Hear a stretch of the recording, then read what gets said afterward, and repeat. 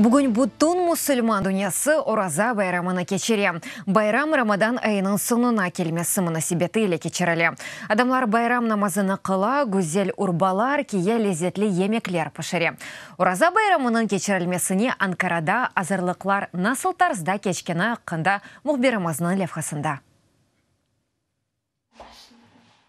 Elmas Aşkhani'de kızı ile Evre Kırımlıtar aşılarının kokusu hissedilmekte. Mukaddes Ramazan ayı sonuna gelmesinin Oraza bayramı başlana. Bir ay devamında Müslümanlar sabah saat 3:30'dan ve aman aman akşam saat 9'a kadar Oraza tuttu. Endi ise sofradan atıp diğerlerini silamağa vakit geldi.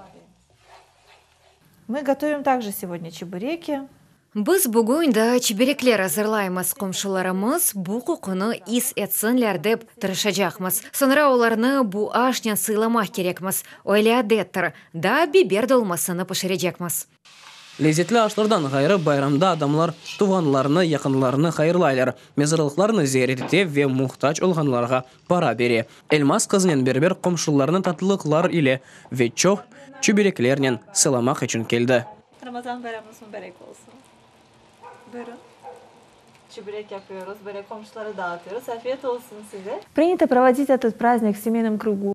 Байрамны Корантанен туған инсанларнен кечермек керек. Сой сопларны, достларны зиярет етмек керек. Amma şimdiki вақытта акрабаларымыз ве достларымыз uzақта. Кемденізге кетті базалары шымды ишгалде олған Қырымда. Шуның үшін біз бұл мұйтны евде яратмаға тырышамыз.